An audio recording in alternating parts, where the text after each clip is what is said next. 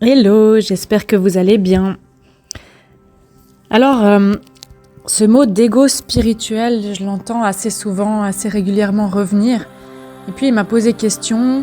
Il m'a posé question parce que on est humain, on a un ego et puis on entend parler de l'ego à tout va. Peut-être que ça sera le sujet d'une autre vidéo sur l'ego à part entière. Et là, ce terme d'ego spirituel, finalement, je le vois dans le développement personnel, dans les dons, chez les personnes sensibles, hypersensibles, et chez pas mal de personnes qui suivent une direction dans la spiritualité, dans une recherche d'incarnation de l'être, dans une recherche de se développer, d'évoluer, de grandir, et qui parfois se transforment en une perfectionnite cachée. C'est-à-dire que je recherche à atteindre un état que je me suis fixé, comme si il y avait une ligne que je devais atteindre à un niveau, que je devais atteindre à un moment donné pour pouvoir atteindre cette incarnation. Et en faisant ça, parfois, je me perds dans une recherche de reconnaissance. Je me perds dans le fait d'être en recherche, de me donner cette valeur. Et dans ma vie, en lisant par exemple beaucoup de livres sur le développement personnel, en faisant beaucoup de thérapie ou en suivant des groupes qui pratiquent telle ou telle méthode, je peux aussi me perdre moi-même. C'est-à-dire que quand je cherche à l'extérieur de moi, un peu trop, c'est comme si y avait un idéal derrière à atteindre, et quand j'ai un objectif, un idéal à atteindre, j'oublie ou je ne me donne pas la possibilité d'être dans la sensation et non dans le sensationnel. C'est-à-dire que dans la sensation, c'est d'être au présent dans ce qui se présente. Le mot présent, c'est faire un présent à quelqu'un, faire un cadeau. On peut se faire le présent à soi-même, d'être au maximum dans le présent. C'est-à-dire que mon idéal est ce qu'il doit être au présent. L'expérience que je fais dans les relations, dans la vie, elle est ce qu'elle doit être avec mon état au présent, avec les blessures que j'ai à travailler, avec les choses que je ne sais pas encore faire, avec les choses que je n'ai pas encore comprises. Et puis, en me mettant dans cette posture d'accueil de ce qui se présente au quotidien, là maintenant, dans cette journée, dans cette heure, je me permets de faire l'expérience de la sensation, de l'émotion, de ce qui est en train de se passer en moi, plutôt que de rechercher un idéal de perfection que je devrais atteindre. Parce que quand on est dans une je dois, il faut, c'est des injonctions. Et une injonction, finalement, c'est un moteur qui peut être sain parfois et qui peut être malsain à d'autres moments. C'est que je ne suis pas dans un accueil de moi-même et de mon état présent. C'est que je suis encore dans une recherche de me donner cette valeur et je m'identifie à ce que je devrais être et non à ce que je suis. Et parfois, ça nous empêche de faire différemment au présent, tout simplement. Faire différemment au présent, dans le verbe faire, il y a une action. C'est-à-dire qu'au présent, une expérience m'est proposée et à partir de cette expérience-là, de ce qui se présente, je peux faire, je peux tester, je peux goûter, je peux essayer différemment que les fois précédentes. En partant de l'expérience du passé, là maintenant tout de suite, je peux choisir, faire un choix conscient d'essayer différemment. Et là, je sors de l'ego spirituel parce que je ne suis pas une personne qui va me dire de faire comme ci ou comme ça.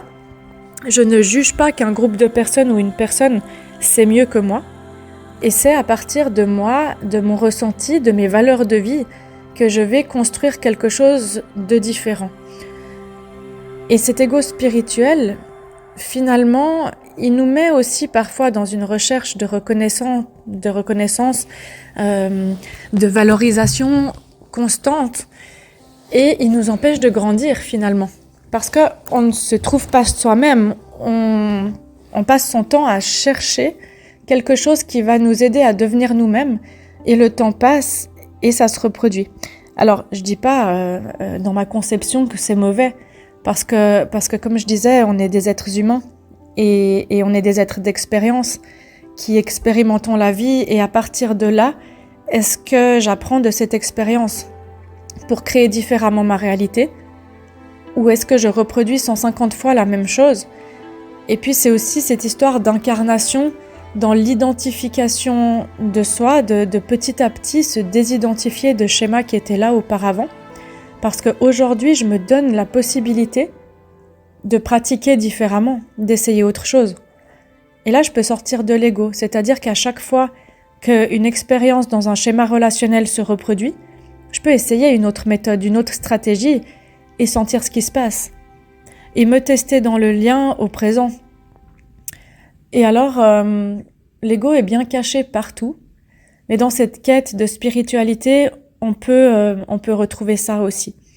On peut retrouver ça, et il y a autre chose qui me vient comme exemple à vous donner, c'est que les personnes qui sont très connectées, qui sont très sensibles, ou peut-être qui ont des dons, ou peut-être pas, monsieur et madame tout le monde, et je me mets dans le lot aussi avec vous, on peut avoir tendance parfois à savoir mieux que les autres, à se cacher en fait derrière une sensibilité, derrière une manière de voir le monde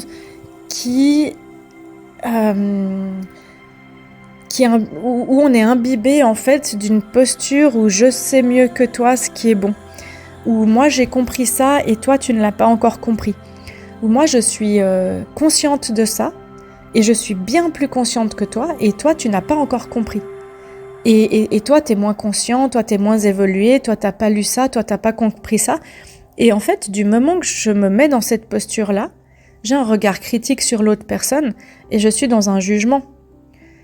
Et ça m'empêche de me rappeler ou de redescendre dans l'ouverture de mon cœur que chaque personne a son rythme, que chaque personne a son processus à elle, que chaque personne va prendre la clé pour ouvrir la porte au juste moment. Et que moi, dans ma vie, c'est la même chose. Que peut-être ça m'empêche de voir que certaines choses, je les ai cheminées, je les ai intégrées déjà, et pas d'autres. Mais cet état où je peux parfois me mettre supérieure à d'autres personnes, ça m'empêche d'être dans le cœur. Et ça me met dans le jugement, et du moment que je suis dans le jugement, je me mets dans un état supérieur ou dans un état où je sais mieux que l'autre ce qui est bon pour l'autre. Alors que finalement, on est tous et toutes tellement différents. Chaque personne a son parcours de vie, son vécu. Et du moment qu'un mouvement est amorcé, on peut dire que le chemin est en cours. Le chemin est en train d'être fait. Alors, peut-être, qu'est-ce qui vient réagir en moi quand je considère que les autres personnes ne cheminent pas assez vite, quand j'arrive pas à me mettre à leur niveau? L'ego et l'ego spirituel peut se cacher aussi là derrière. Et ça m'empêche d'être tolérant. Et ça génère de la réactivité en moi. Parce que forcément, les autres vont m'agacer, je vais m'en éloigner. On peut choisir qu'il y a des personnes qui vibrent pas avec nous là où on en est. Et choisir de s'en éloigner, de pas avoir des activités ou des expériences de vie avec. Mais pas que ça nous empêche d'être bienveillants et tolérants. Parce que cette exigence face à soi-même, elle se reporte aussi. Et ça nous fait vibrer assez bas finalement de rester là-dedans. Donc moi, ce que je vous invite vraiment, c'est de rester au présent au maximum et de dire, là maintenant, moi, j'en suis où? Et de recentrer sur vous, pas sur ce que font les autres ou sur ce que les autres devraient avoir compris. Et d'adopter cette posture, ça nous aide vraiment à faire notre propre chemin, qu'on l'appelle spirituel, qu'on l'appelle de développement personnel, qu'on appelle de recouvrement d'âme, de recouvrer notre être finalement, qui je suis dans cette vie, comment je m'aligne. Comment je suis bien avec moi-même dans cette vie, avec les autres, avec mon job, avec mes enfants, avec ma famille. Et c'est au présent que je crée une réalité. C'est pas dans le futur, dans un idéal à atteindre. Et puis les autres aussi. Par contre, moi, au présent, je peux choisir mes relations, je peux choisir mon travail, je peux choisir comment j'interagis avec les gens. Et là, je commence à amorcer quelque chose de plus sain. Qui me donne des meilleures vibrations à l'intérieur de moi et qui réellement m'aide à grandir à ce moment-là. Voilà, c'est le message que j'avais pour aujourd'hui. Et puis, si vous avez des questions ou des sujets autour de celui-ci dont vous souhaitez que je parle, n'hésitez pas aussi à me le mettre en commentaire. À tout bientôt.